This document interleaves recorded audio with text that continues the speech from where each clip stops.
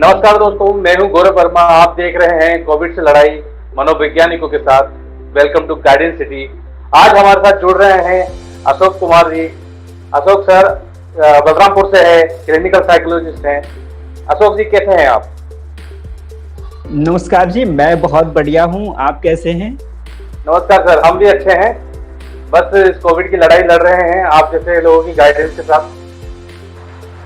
ये बेहतर एक शुरुआत है। मुझे लगता है कि ये आपने जो कार्य का करने का बीड़ा उठाया है, लोगों तक हमारी बात पहुंचाने का जो एक जरिया बनाया है, ये बहुत अच्छा है, सराहनीय है और आज की तारीख की जरूरत है। क्योंकि बहुत सारे लोग कोविड की समस्या से तो जूझ रहे हैं, साथ के साथ उनके साथ और भी बहुत सारे जो उनके मन के द्वंद्व हैं, उनसे वो कैसे जूझें, उसके लिए वो किसके पास जाएं, किसकी सलाह लें। इस चीज की अवेयरनेस अभी जो है पॉपुलेशन में नहीं है, जनरल पॉपुलेशन में नहीं है। तो मैं तो आपको बहुत धन्यवाद देना चाहता हूं। आपका सराहनीय कार्य है कि आपने इस तरीके का कार्यक्रम शुरुआत किया है। बहुत थैंक यू अच्छा सर। हम भी आपको धन्यवाद कहते हैं कि आप हमसे जुड़े। आई होप कि आपकी आज की वीडियो में बहुत अच्छी अच्छी गाइडेंस हमें और जो भी वीडियो देख रहा होगा उनको मिलेगा। तो सर मैं यही पूछना चाहता हूँ कि जैसे सर आप बलरामपुर में as a clinical psychologist working हैं, आपकी तो खुद कोविड ड्यूटी लगी हुई है, तो आप तो फ्रंट में कोविड के क्लाइंट्स को, पेशेंट को डील कर रहे हैं। तो लास्ट ईयर से और अभी के सेकेंड वेव में क्या क्या केसेस देखने को मिले हैं आपको, और सेकेंड वेव से किस तरह के केसेस और पैनिक हुए हैं, उसके बारे में सर थोड़ा सा हमें बताइए। जी, मैं कहना चाहूँगा कि जो पहले साल के केसेस आ रहे थे, जिस तरीके से उनमें फियर ऑफ अनसर्टेनिटी थी, पहले तो ऐसी चीज़ों को लेकर के थी कि पता नहीं क्या होएगा, कोविड क्या चीज़ है, कैसा है, वो सब तो ठीक है। लेकिन जो सेकेंड वेव आया है और जिस तरीके से लोगों को लगातार न्यूज़ मिल रही है, वो जो देख रहे हैं उस पे तो कम ट्रस्ट कर पा रहे हैं, लेकिन जो उनको न्यूज़ मिल रही है लगातार मीडिया से, उस पे वो कुछ ज़्यादा ही भरोसा कर रहे हैं और उनको ये लग रहा है पता नहीं अगला नंबर मेरा तो नहीं। पहले तो लगता था कि पता नहीं क्या होएगा, लेकिन आज की डेट में ये होता है कि पता नहीं अगला नंबर मेरा तो नहीं। और एक आजकल और मैं आपको बताऊं कि वो जो है पेशेंट की क्लिनिकल कंडीशन पर नहीं, लेकिन जो कुछ-कुछ जो उनके फिजिकल पैरामीटर्स जो मीडिया में बहुत ही ज़्यादा गूगल में प्रचलित हो रहे हैं आजकल, एसपीओ2 है। एसपीओ2 के घट्टे पड़ने का बहुत सारा रीज़न हो सकता है, लेकिन हर व्यक्ति 24 आवर्स अपना एसपीओ2 अंदर जब भी मैं जाता हूँ, देखता हूँ, तो वो कहता है कि डॉक्टर साहब यही मेरा ठीक करवा दो, बाकी सब ठीक हो जाएगा। और उसको ये पता नहीं है कि उसको ठीक करने के लिए बाकी सारी पैरामीटर्स की भी और ज़रूरत होती है। केवल जो कोविड नेगेटिव केसेस हैं, जब भी मैं देख रहा हूँ, तो कोविड जो नेगेटिव केसेस हैं उनमें उनको भी अपने एसपीओ2 को लेकर के बड़ी चिंता रहती है। तो जो उनकी अनसर्टेनिटी थी, वो जो है पहले पता नहीं क्या से शिफ्ट हो करके अब जो है जिस पर हो गया है कि मेरा एसपीओ2 घट रहा है, अब क्या हो जाएगा, पता नहीं अगला नंबर मेरा तो नहीं है। ठीक है, इन सब चीज़ों को लेकर के है। साथ के साथ जैसे मैं यहाँ पे टेली सर्विसेज के लिए भी मेरा नाम है, तो टेली सर्विसेज के लिए आपका निमहैंस की भी साइट पे अपना नाम दिया है उन्होंने, list of clinical psychologist, and जो अपना हमारा हेल्थ मिनिस्ट्री उत्तर प्रदेश का है उस पे भी दिया है। तो जो बाहर से जो कॉल्स आते हैं उनको लेकर के उनमें जो है जो अनसर्टेनिटी है, वो बेड मिलेगा कि नहीं मिलेगा, एम्बुलेंस मिलेगी कि नहीं मिलेगी, दवाइयाँ मिलेंगी कि नहीं मिलेंगी, वहाँ पर एंट्री भी हो पाएगी कि नहीं हो पाएगी, इन सब चीज़ों को लेकर के बड़ी चिंता रहती है। और मैं आपको एक मज़ेदार वाक़या बताना चाहूँगा कि एक 13 साल के बच्चे ने मुझे फ़ोन किया, उसके घर वालों ने फ़ोन किया, तो उन लोगों ने बताया कि हमारा बच्चा कुछ अजीब-सा बिहेव कर रहा है। हमने उनसे बच्चे से बात करना शुरू किया, तो बच्चे ने जो अपने मन का डर जो शेयर किया, ये वाक़ई आँखें खोलने वाला है। उस बच्चे ने कहा, जब हमने उससे बातचीत शुरू की तो उसने कहा कि सर मुझे डर लगता है। किस बात से डर लगता है? तो उसने कहा कि जो है मुझे मरने से डर लगता है, पता नहीं मैं मर जाऊँगा। किस बात से मर जाएँगे आप? तो अगली बात उसने बताई कि मुझे कोविड हो जाएगा उसकी चिंता नहीं है, उसके लिए मेरे सराउंडिंग्स में डॉक्टर हैं, लेकिन मुझे कोई मेंटल प्रॉब्लम हो जाएगी तो मेरे यहाँ कोई साइकियाट्रिस्ट, कोई क्लिनिकल साइकोलॉजिस्ट नहीं है जो मुझे बता पाएगा। वो सुन कर के मुझे लगा कि देखो बच्चे ने गूगल पे देख करके और इस तरीके से देख करके और न्यूज़ को सुन करके किस तरीके से अपने अपने आप में जो है फ़ियर इंड्यूस्ड कर लिया है। हमने 1-2 सेशन लिया उसको, और जब उसको पता चला कि मैं क्लिनिकल साइकोलॉजिस्ट हूँ, उसकी सराउंडिंग्स में हूँ और उसके घर से लगभग 1.5 किलोमीटर ही ये मेमोरियल हॉस्पिटल है हमारा, वहाँ पे वो आ सकता है, विज़िट कर सकता है, उसका सारा फ़ियर गायब। तो एक ये भी मैं आपको मेंशन करना चाह रहा था कि ऐसा भी लोगों को लग रहा है आजकल कि आजकल उनकी सराउंडिंग्स में जो इक्विप्ड प्रोफेशनल होने चाहिए, वो शायद केवल बड़े-बड़े शहरों में ही हैं, छोटी जगहों में नहीं हैं। लेकिन आपके चैनल के माध्यम से मैं यहाँ पर लोगों को ये बताना चाहूँगा कि गवर्नमेंट ऑफ इंडिया ने स्टेट गवर्नमेंट्स के साथ मिल कर के नेशनल मेंटल हेल्थ प्रोग्राम को सभी राज्यों में लागू करने की कोशिश करी है और कर रहा है। साथ के साथ वो सभी जिलों में एक मेंटल हेल्थ यूनिट डेवलप करने की कोशिश कर रहा है। जहाँ तक मैं उत्तर प्रदेश की बात जानता हूँ, हमारे पूरे 43 डिस्ट्रिक्ट्स में ये सुविधाएँ अवेलेबल हैं। वहाँ पर psychiatrist, clinical psychologist, psychiatric social worker वगैरह की पोजीशंस हैं और कई जगहों पर भरी जा चुकी हैं। तो लोगों को इस तरीके से बहुत ज़्यादा पैनिक होने की ज़रूरत नहीं है, अपने नियर बाई फैसिलिटीज़ को एक्सप्लोर करने की ज़रूरत है। पहले वो चेक कर लें, फिर बड़े शहरों की तरफ आएँ। बिल्कुल सही। तो सर जैसे आपके पास जब इस तरीके के केसेस आए, जैसे आपने अभी एक एग्जांपल भी दिया, और जब आपके पास ऑनलाइन टेली काउंसलिंग में भी आ रहे हैं, तो आपका इस तरह के केसेस में आपका गाइडेंस टिप्स क्या रहता है? क्योंकि ये जो वीडियो देख रहे होंगे वो भी कहीं ना कहीं इस तरह की समस्याओं से जूझ रहे होंगे, तो उन्हें भी कुछ गाइडेंस मिलेगा। तो आपका क्या गाइडेंस रहता है, वो थोड़ा सा हमें बताइए। जी, बिल्कुल। मैं उन लोगों को सबसे पहले तो उनको हम साइको एडुकेट करते हैं। उनको जो प्रॉब्लम है, क्या है, कैसी है, उसकी सीवियरिटी कितनी है, कोविड क्या है, किनको हो रहा है, इन्फेक्शन होने के बाद कितने दिन में प्रॉब्लम्स सामने निकल कर के आ रही है, उसमें से कितने लोग ठीक हो रहे हैं, ये हम उनको ज़रूर बताते हैं और अपने सेशन में 1 से 2-3 बार तक हम रिपीट करते हैं, जब तक सामने वाला बंदा समझ नहीं जाता है। ठीक। और उसके साथ-साथ हम उनको एक सजेशन ये देते हैं कि देखिए, अभी की सिचुएशन जो है उसको एज़ इट इज़ एक्सेप्ट करने की ज़रूरत है।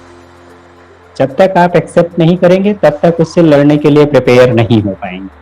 जब आप लड़ने के लिए प्रिपेयर्डनेस आप में होएगी, एक्सेप्टेंस आ जाएगी, उसके बाद नेक्स्ट स्टेप ये है कि आप उसके लिए क्या कर सकते हैं। तो जो सरकार की ज़रूरी गाइडलाइन है, उसके बारे में हम ज़रूर बताते हैं कि सोशल डिस्टेंसिंग करें, मास्क लगाएँ और साथ के साथ सैनिटाइज़र का उपयोग करें, भीड़-भाड़ में ना जाएँ, इन सब बातों को डिस्कस करते हैं। फिर आती है बात कि कई लोगों को अननेसेसरी चिंताएँ हो जाती हैं। ठीक है कि मुझे ऐसा हो जाएगा, मुझे ऐसा हो जाएगा तो हम क्या करेंगे, और उनको नींद नहीं आती है, घबराहट होती है, बेचैनी होती है, इस तरीके की जो समस्याएँ आती हैं। उनके लिए हम ये करते हैं कि देखिए, आप जो भी स्थिति है उससे लगातार बने हुए हैं, इसमें मुझे कोई आपत्ति नहीं है, आप बने रहिए। लेकिन आप ऑथेंटिक न्यूज़ देखिए। ऐसा नहीं है कि आप सनसनीखेज़ न्यूज़ लगातार देखते रहिए, जो मसालेदार न्यूज़ आती है, देखो सरकार ने तो बिल्कुल कुछ भी नहीं किया है। अगर कुछ भी नहीं किया होता तो आप ये समझिए कि जो 99% लोग ठीक हो रहे हैं, 98%, 99% लोग ठीक हो रहे हैं, वो कैसे ठीक हो रहे हैं? इसका मतलब है कि फैसिलिटी अवेलेबल है और आप और दूसरी बात ये है कि ये पैंडेमिक है। पैंडेमिक में इतनी व्यवस्थाएं किसी भी देश में, जो दुनिया का सबसे बेहतरीन हेल्थ केयर था, वो भी टूट गया था।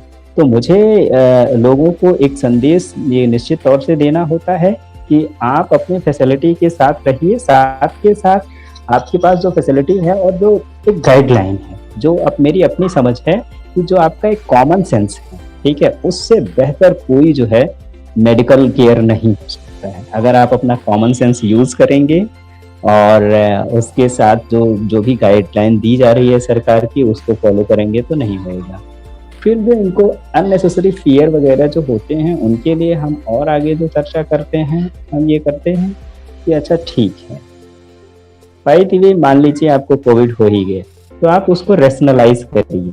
आप ये समझिए कि कितने % लोग ठीक हो रहे हैं, और क्या आप ही एक ऐसे पर्सन हैं जो 99% में ना होकर के 1% में हो सकते हैं। और ये भी केवल आपके मन का जो फियर है उसको ये करके देखिए, क्या अभी तक के आपकी जो पैरामीटर्स हैं वो कितने इस तरफ गए हैं कि आप 1% में, तो लोगों को समझ आता है कि अच्छा ठीक। इसके अलावा जो ये थॉट्स हैं, इनसे बचने के लिए हम उनको डिस्ट्रैक्शन टेक्निक भी सिखाते हैं, जैसे रिवर्स काउंटिंग हो गई, डीप ब्रीदिंग हो गई, पैराडॉक्सिकल इंटेंशन हो गया, ठीक है। इन सब चीजों को हम उनको डिटेल में बताते हैं। थोड़ा ब्रीफ में अगर ये टेक्निक शेयर करें। जी एग्जैक्टली जैसे पैराडॉक्सिकल इंटेंशन की बात मैं जो कर रहा था, तो उसमें हम उनको ये सिखाते हैं कि जैसे वो कहते हैं कि मुझे घबराहट हो रही है, नींद नहीं आ रही, तो हम उनको कहते हैं कि आप ये लगभग 15 to 20 मिनट, एक एग्जैक्ट टाइम आप कर लो, चाहे आप 15 मिनट कर लो, 20 मिनट कर लो, ठीक है। आप बेड पर लेट करके जैसे आप सोने की पोजीशन में होते हैं, पूरी वो तैयारी करने के बाद अपने माइंड को ये सजेशन दीजिए कि मुझे इस 20 मिनट में नहीं सोना है, मुझे इस 20 मिनट में नहीं सोना है, मुझे इस 20 मिनट में नहीं सोना है। करके करके जब लोग ऐसा करते रहते हैं, और धीरे धीरे उनकी आंखें बोझल होने लगती हैं और वो सो जाते हैं, ठीक है। जैसे आप बच्चे को दिया पकड़ने से मना करते हैं कि बेटा देखो इसको नहीं छूना है, नहीं छूना है, नहीं छूना है, जब तक वो जल नहीं जाता है तब तक नहीं मानता है। उसी तरीके से ये आपके माइंड को इतना बोझिल कर देता है ये इन्फॉर्मेशन लगातार कि सोना है सोना है सोना है करके, वो नहीं वाली चीज भूल जाती है और सोना है करके आने लगता है, तो उनका माइंड बोझिल हो जाता है और उनको नींद आ जाती है। एक तो ये बात रही। दूसरी बात मैं जो कह रहा था कि डीप ब्रीदिंग एक्सरसाइज के लिए मैं उनको उस टाइम पे सजेस्ट करता हूँ जैसे वो कहीं भीड़ भाड़ वाली सिचुएशन में हैं या फिर और कहीं हैं, डे टाइम पे हैं, उनको ऐसा लग रहा है कि मुझे ऐसा हो जाएगा, ठीक है, तो मैं उनको डीप ब्रीदिंग करने के लिए, अपने आप को रिलैक्स करने के लिए करता हूँ।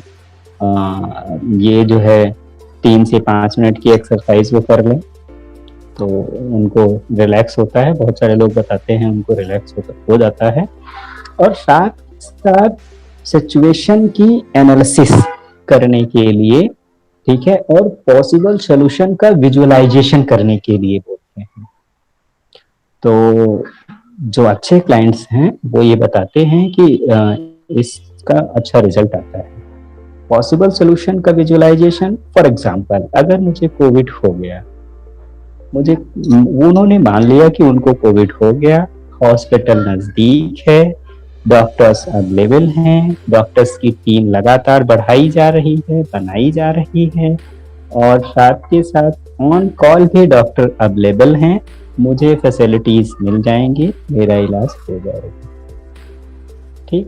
तो इस तरीके से भी लोग करते हैं, उनको बहुत फायदा होता है। अच्छा, और भी जो कुछ लोग जिनका माइंड इस तरीका है उस चीजों में बार बार करके, तो हम उनको डिस्ट्रैक्शन टेक्निक के लिए एक चीज रिवर्स काउंटिंग की जो बात करते हैं।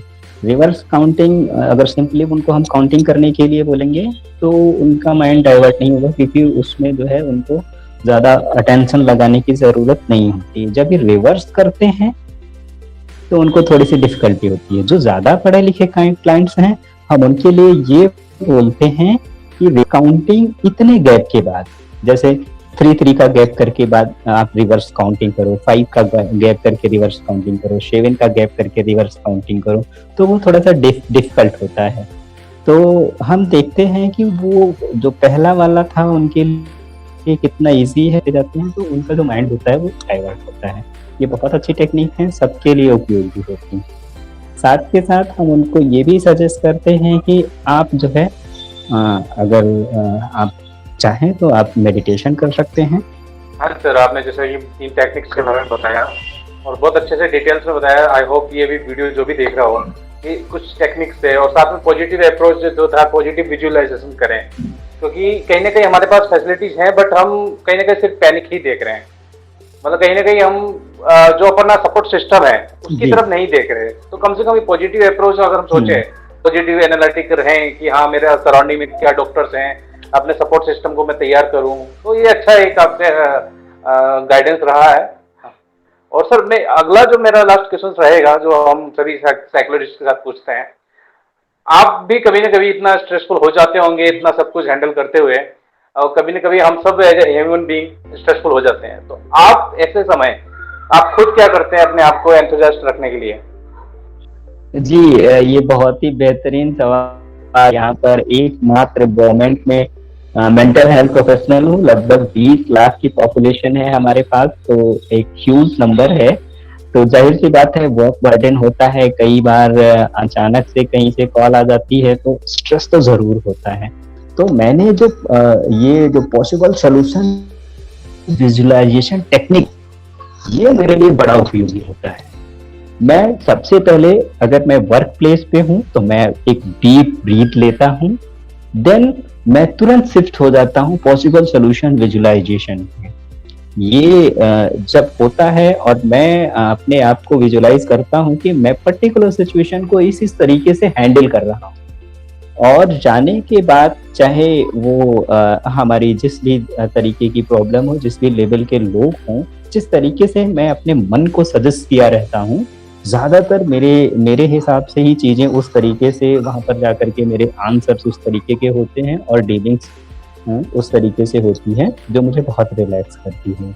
एक आखिरी चीज, जब भी मैं घर पे होता हूँ तो मुझे कई सारी चीजें हैं, इन सब चीजों से निकलने के लिए मेरा रीडिंग राइटिंग में इंटरेस्ट बहुत ज्यादा है। मैं पोएट्री सुनता हूँ, और पोएट्री में मैं डॉक्टर वसीम बरेलवी, जिनकी कविताएं आम जिंदगी के बहुत नजदीक है। वसीम बरेलवी साहब की मैं आपको अब आप यहाँ पर हैं तो मैं बताऊं कि इनकी कितनी प्रैक्टिकल ये है। ये इनकी एक गजल है जिसमें ये कहते हैं कि वसूलों पर गर आँच आए तो टकराना जरूरी है, अगर जिंदा हो तो जिंदा नजर आना जरूरी। ये आज की लाइफ में भी बहुत ये है। कई बार लोग जो है आज लॉकडाउन में कट डाउन कर लेते हैं अपनी पूरी एक्टिविटीज से, अगर ऑफिस नहीं जाना है तो कुछ भी नहीं करना है। नहीं, ऐसा नहीं हो सकता। अगर आप हैं इंडिविजुअल हैं, लिविंग इंडिविजुअल हैं, देन आपको कुछ ना कुछ करते रहना है। आप कुछ दूसरी एक्टिविटी करिए। इसी तरीके से उसमें एक और भी लाइन वो कहते हैं कि थके हारे परिंदे जब बसेरे के लिए लौटे, थके हारे परिंदे जब बसेरे के लिए लौटे, सलीके मंद शाखों का लचक जाना जरूरी।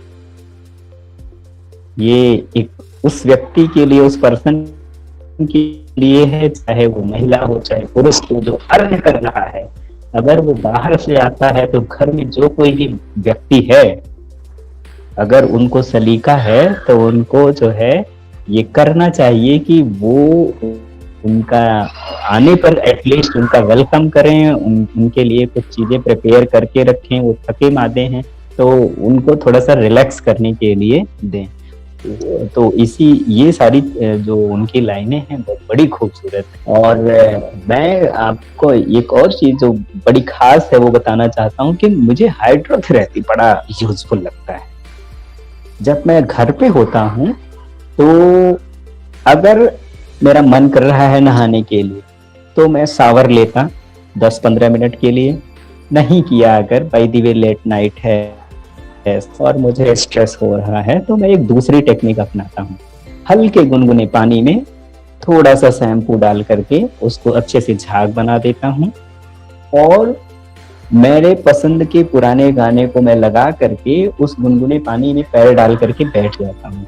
वो झाग के बुलबुले जब टूटते रहते हैं तो वो बहुत ही सूदिंग, बहुत ही रिलैक्सिंग होते हैं। तो ये मैंने जो थेरेपी का बताया, ये मेरा मुझे बहुत बहुत आनंद आता है, इसमें बहुत रिलैक्स फील कराता है। ऐसा मुझे लगता है कि लोग करके देख सकते हैं, आप लोग भी ऐसा करते होंगे कुछ ना कुछ, लेकिन ये वाला कि आप थोड़ा सा झाग बना करके देखिए। झाग लगा के बैठते तो जरूर है पानी में, मतलब पैर डाल के, बट म्यूजिक के साथ ट्राई करेंगे अब की बार। जरूर जरूर, बहुत सूदिंग होता है, बहुत रिलैक्स होता है। और मेरे पास तो एक लंबा खजाना है पुराने गाने का, इंस्ट्रूमेंटल म्यूजिक्स का बहुत ज्यादा मेरे पास है।